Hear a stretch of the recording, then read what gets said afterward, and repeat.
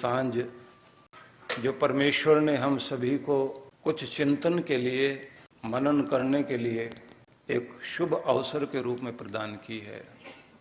थोड़ी देर के लिए पूरे संसार से अपना ध्यान हम हटाएं, मन को केंद्रित करें और इस बात को पूरी तरह से ध्यान रखें कि कभी न कभी ऐसे क्षण जीवन में होने चाहिए जब हम ये सोच सकें कि हम कहां जा रहे हैं, क्यों इस दुनिया में आए, क्या हमारा लक्ष्य है, क्या हमने पाया और क्या हमने खोया, कितना अवसर अभी हमारे पास बाकी है, कब जीवन की सांझ हो जाए। क्योंकि हम दौड़ रहे हैं और ये सोचने को तैयार नहीं कि क्यों दौड़ रहे हैं। लोग आपस में बात करते हैं कि मैं व्यस्त बहुत हूं, बिजी बहुत हूं, लेकिन कहां बिजी हूं, कहां मेरा समय चला जाता है, मुझे समझ नहीं आता। महिलाएं हालचाल बताते पति के विषय में यही कह देती हैं कि काम धंधा कोई नहीं पर बिजी बहुत है। तो कभी तो हम बैठकर सोचें कि जीवन क्यों है, किस लिए है, कहां जा रहे हैं, कहां जाना चाहिए था, जो मैं कर रहा हूं क्या यही जीवन का लक्ष्य था।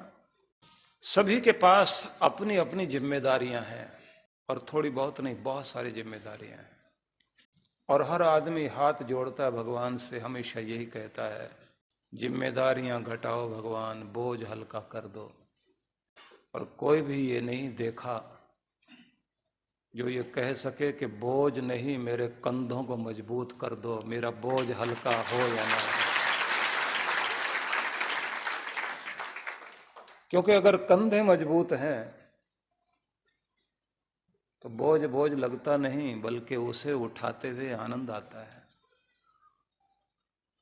और अगर कंधे कमजोर होते चले जाएं तो जो हल्का कर दिया वो भी फिर और भारी पड़ेगा, फिर और खुद हल्के हो जाएंगे। इसलिए अपने अंदर की मजबूती को ही बढ़ाना है। आप किसी भी कॉलोनी में चले जाएं, किसी स्थान पर आपको पहुंचना हो तो सबसे पहले आप उस कॉलोनी में घुसते ही वहां जो मैप बना हुआ होता है, जो नक्शा बना हुआ होता है, वहां जाते हैं और खड़े होते हैं। और उसके बाद आप सबसे पहले ये देखते हैं कि जाना कहां है। तो दूसरा आदमी कहता है जो दो साथ में कि जाना कहां है वो तो याद है, लेकिन खड़े कहां है वो पहले याद करो। नक्शे में देखो कि हम कहां खड़े हैं, फिर वहां से ये देखना जाना कहां है, फिर देखना है कि रास्ता कौन सा पकड़ना है, शॉर्टकट कौन सा होगा। तो अधिकांश रूप से आप जब भी किसी कॉलोनी में अपने मुकाम को, अपनी मंजिल को ढूंढते हैं, उसमें पहुंचने की चेष्टा करते हैं, तो सबसे पहले ये ढूंढते हैं कि हम कहां खड़े हुए हैं और जाना कहां है।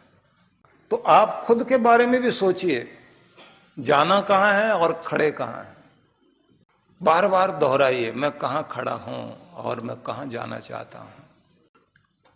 आपकी जिंदगी का एम क्या है, मंजिल क्या है, जहां आप जाना चाहते हैं।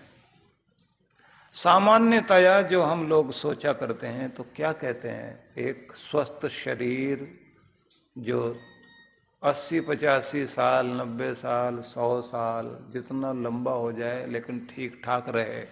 अधिकांश लोग अपनी उम्र को 80 और उसके आसपास, उससे कम नहीं करते, उससे ऊपर करके 5-7 साल और ऊपर निकाल ले जाऊंगा। उसके बाद आगे कहता है आदमी अगर शरीर ठीक ठाक रहे तो 80-85 ठीक है, और अगर शरीर आगे गड़बड़ करता हो तो भगवान वहां तक ठीक। तो आपका शरीर उतना साथ दे सके, यह भी एक आपका एम होता है। यह भी एम होता है कि जब तक यात्रा रहेगी आर्थिक संपन्नता आपकी बनी रहे। सब लोग ये सोचते हैं और ये भी सोचते हैं मांगना ना पड़े, ना अपनों से ना परायों से। अब तक ये हाथ ऐसे रखा है तो भगवान ऐसे ही रखना, ऐसे ना हो। अपने बेटे के आगे भी ऐसे मत कर लेना। जब बांटने की बारी आए बच्चों के सामने सब कुछ दे देना, लेकिन इतना रखना आपका काम चल जाए और दान पुण्य भी थोड़ा बहुत कर सको, अपना परलोक भी सुधार सको, क्योंकि बच्चों को जितना दे दोगे ना उतना ही कम है, ये ध्यान रख लेना। जितना भी दे दोगे उनको उतना ही उनको कम लगने लग जाएगा, और वो तो अधिकार समझते हैं मेरा है। और फिर आप कुछ कहीं देने लग जाते हैं तो एकदम वो झगड़ा करते हैं, क्या कहते हैं, ये कोई देने की जगह है, आपको ऐसी जगह देना चाहिए, वैसी जगह देना चाहिए। वो डेफिनेशन बताते हैं आपको, मतलब नकारने के 13 बहाने। अजीब बात तो ये है, किसी की अंतिम क्रिया के लिए भी करोड़पति अरबपति बच्चों के पास ठीक ढंग से वो अंतिम क्रिया करने के लिए भी व्यवस्था नहीं करते। हां, दिखावा समाज के सामने अच्छा हो सके, पता लगे कि हम बहुत बड़े हैं, वो जरूर करता है आदमी। तो आपकी इच्छा होगी कि स्वस्थ शरीर जब तक आप जिए, ठीक चल सके साथ, आप ये भी सोचेंगे आर्थिक संपन्नता रहे जब तक दुनिया में रहूं। आप ये भी सोचेंगे प्राणों में शक्ति बनी रहे,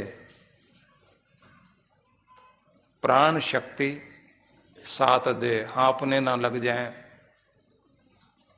सबल बने रहें, अंदर ताकत हो, जीवंतता हो।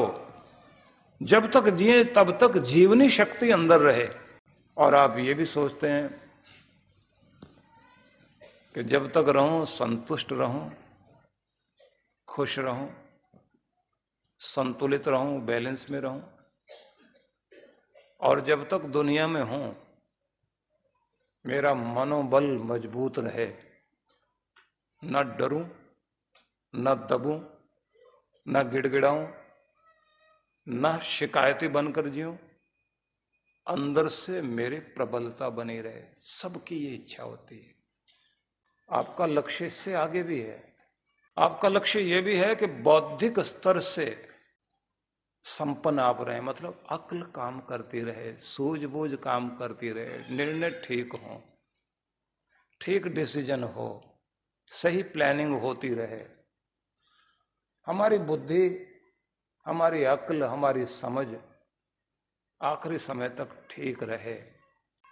यहां तक हम लोग ज्यादातर सोचते हैं। फिर थोड़े से स्पिरिचुअल हो जाएं, थोड़े आध्यात्मिक हो जाएं, आध्यात्मिक विकास भी कुछ हो जाए, आखिर में उसके बारे में भी सोचते हैं, थोड़ा भक्ति में मन लग जाए, भगवान की कृपा बनी रहे। इनके साथ में हर आदमी एक चीज और सोचता है, मेरा परिवार, प्रेम प्यार एकता बनी रहे, बिरादरी में नाम रहे, मैं अपने घर परिवार में ठीक ठाक रह सकूं। ये भी आपका लक्ष्य होता है। सामाजिक क्षेत्र में आपकी प्रतिष्ठा हो, मान सम्मान बना रहे, लोगों में ऐसी कुछ भावना रहे कि हां ये हमारी बिरादरी का, हमारे समाज का अच्छा इंसान था, तो वो भी एक चाहत होती है आदमी की। ये कुल मिलाकर आपके जीवन के 5-7 लक्ष्य होते हैं जिनके बारे में आप सोचते हैं। अब प्रश्न ये आएगा कि जो आप सोचते हैं इसके संबंध में आप क्या करते हैं। जो मैंने अभी आपसे बताया, ये जो आपके दायित्व हैं, ये जो आपका गोल है, ये जो आपका टारगेट है, जो आपने मंजिल बनाई, जो आपने अपना लक्ष्य बनाया, इसे पाने के लिए क्या आप कर रहे हैं। 24 घंटे का समय अमेरिकन हो, अफ्रीकन हो, ऑस्ट्रेलियन हो, एशियन हो, सबके पास वही 24 घंटे हैं। गरीब और अमीर के पास भी वही हैं। एक महान पुरुष के पास भी वही दिन के 24 घंटे ही होते हैं। एक नेता अभिनेता के लिए भी, एक मूर्ख और एक ज्ञानी के लिए भी। इसी में जिंदगी चलेगी, इसी का उपयोग आपने करना है। सबसे पहले तो यह विचार करना है कि आप अपने 24 घंटों को लंबा कर सकते हैं या नहीं। वो तो लंबे नहीं हो सकते। जो हैं उनका उपयोग आप कर सकते हैं, महत्वपूर्ण बात यह कि आपका समय कौन चुराता है। जहां आपका समय खराब होता है उस पर ध्यान दें और उसे ठीक करना शुरू करें। बेकार के फोन, बेकार के मैसेज, बेकार की बातचीत, बेकार में लोग जो आपके साथ आकर आपका टाइम खराब करते हैं, या आपके मन में उठने वाले लगभग 60,000 विचार रोज मस्तिष्क में आते हैं। हर रोज 60,000 के लगभग विचार आते हैं, जिनमें से आश्चर्यजनक बात है कि 90% पुराने वाले होते हैं, पिछले वाले, वही पिछले वाले चले आ रहे होते हैं और उसी में आपका मन हर समय घिरा रहता है। अब देखने की बात है कि आपके पास मस्तिष्क में एक फिल्टर है जो ये चेक कर सकता है कि कितने अच्छे सकारात्मक पॉजिटिव विचार हैं और कितने नेगेटिव हैं, कितने आपके लिए उपयोगी हैं और कितने निरुपयोगी हैं, कितनों को हम रखें और कितनों को हम ना रखें। तो ये आप अपने दिमाग में अगर सोचेंगे, अगर आपको थोड़ा समय मिले तो सोचिए, तो आपको पता लग जाएगा ये गलत विचार, बेकार के विचार, ये मुझे शक्ति देने वाले नहीं है, इनको मैं बाहर करूंगा, उन्हें निकाल दीजिए बाहर। और जो कीमती विचार हैं उन्हें मस्तिष्क में रखिए और वो बिल्कुल ऐसे होंगे जैसे घर के अंदर बेकार की चीजें आपने भर के रखी हुई हों। जैसे उनको हटा देते हैं तो आपका घर सजने लगता है, घर में सांस लेने के लिए जगह हो जाती है, तो उस समय आपका घर गाता गुनगुनाता हुआ नजर आता है। मस्तिष्क में सही विचारों के लिए जगह रखिए, उनमें से भी चुनाव कीजिए कि कितने और उपयोगी हो सकते हैं। जिन विचारों के द्वारा आपको ताकत मिलती हो उन विचारों को लाओ। भय के विचार हटाइए अपने अंदर से, निराशा के विचार हटाइए। आलोचना किसी ने कर दी आपकी तो दुनिया है वो तो करेगी, हटाएं वे विचार। किसी ने आपके लिए निंदाजनक कड़वे शब्द, अपशब्द कुछ भी कहे हों, वो आपके दिमाग में बार बार घूमते हैं, उन्हें हटा लीजिए, अपने को शांत कीजिए। और एक चीज सोचिए, इस दुनिया में अलग अलग मेंटल लेवल के लोग हैं, मानसिक स्तर लोगों का अलग अलग है। कोई जानवर की तरह से, कोई इंसान की तरह, कोई देवता की तरह बात करता है, कोई ऋषि मुनि की तरह बात करता है, कोई राक्षस की तरह बात करता है। तो जैसे जैसे दुनिया बात करने वाली है, आप उनके लेवल में मत जाइए, अपने आप को उनके स्तर पर मत ले जाओ। जिसको से जो उम्मीद होती है वो वही काम करेगा। अब हम जबरदस्ती उसके साथ भिड़ने लग जाएं कि कोई आदमी किस स्तर का है, कोई पागल है, कोई नशे वाला है। नशा शराब का ऐसा ही नहीं, 22 तरह के नशे हैं। धन का नशा भी है, पद का नशा भी है, जाति का नशा भी है, उम्र का नशा भी है, सौंदर्य का नशा भी है, तरह तरह के नशे हैं। कोई भी आदमी किसी भी नशे में पागल हुआ जा रहा है और उसने आपके साथ कोई बर्ताव कर दिया, कोई नासमझ व्यक्ति है, तो आप अपने आप को उस मूर्खता में मत लाओ। शराबी आदमी कुछ आपके लिए बोल देगा तो आप क्या करेंगे? आप ये सोचेंगे बेचारा होश में नहीं। तो बहुत लोग होश में नहीं है। तो आप अपने मस्तिष्क में ये सोचें कि बहुत लोग होश में नहीं हैं। जो होश में नहीं है तो उन लोगों को क्या कहें? आगे बढ़ो, आपकी यात्रा आगे जाएगी। तो आपको समय 24 घंटे का मिला, इसे आप सुरक्षित कीजिए कीमती चीजों के लिए, निरर्थक चीजों में नहीं लगाइए। और अपने मस्तिष्क में उठने वाले जितने विचार हैं उनमें थोड़ा अंतर करते चले जाएं। देखें कि शुभ विचार कौन से हैं। सत्यम शिवम सुंदरम। आप देखते हैं मंदिर में आप बैठते हैं तो आपके मंदिर में आपने फूल लिया, एक पोथी जो आप पढ़ते हैं वो आपके हाथ में। तो दुनिया की सबसे सुंदर चीज क्या है भगवान ने जो दुनिया में बनाई? फूल। वो तो सुंदर है ही। और जो पुस्तक आप मंत्र पाठ कर रहे हैं वो सत्य है, और जो सामने है वो तो शिव है ही है। तो सत्यम शिवम सुंदरम आपके मंदिर में होता है तो मस्तिष्क में भी रहना चाहिए।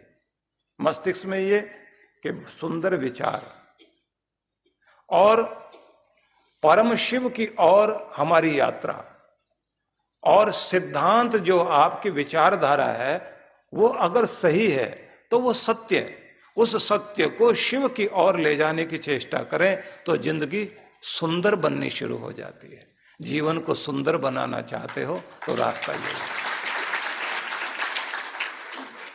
तो सार में हम बात को समझें कि मैंने जो कहा, मैंने आपको कहा जीवन क्षणिक है लेकिन बहुत मूल्यवान। इस जीवन को हमें कुछ लक्ष्यों में लगाना है। हम पहचाने हम कहां खड़े हैं और हम जाना कहां चाहते हैं।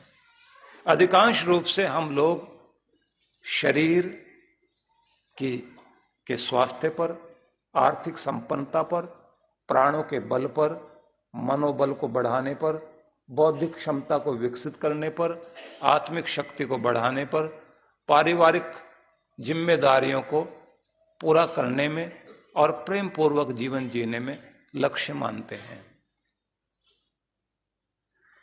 और इस लक्ष्य को पूरा करने के लिए हमें भगवान ने समय दिया। समय सबके पास 24 घंटे का ही होता है। महान पुरुष लोग उसका उपयोग करके शिखर तक पहुंचते हैं, मूर्ख लोग उसका दुरुपयोग करके अपना समय खराब करते हैं। तो यहां तक आपने अभी तक समझा, क्योंकि मैं दोबारा इसलिए रिपीट किया कि आप समझ सकें हम कहां से चले और कहां जा रहे हैं और क्या समझना चाहते हैं। क्योंकि आज का प्रवचन कुछ अलग अंदाज में है।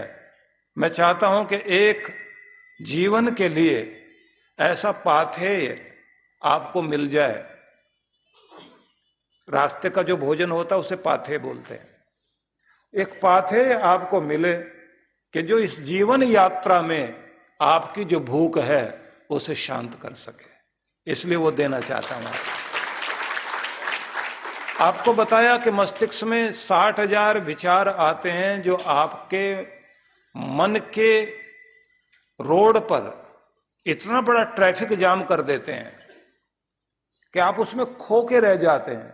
आपकी खुशबू खो जाती है, आपकी जिंदगी खो जाती है। तो आपको क्या करना, छटनी करनी है।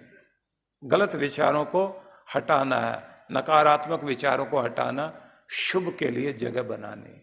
यहां तक आप समझ गए। सत्यम शिवम की, सुंदरम की खोज करनी है।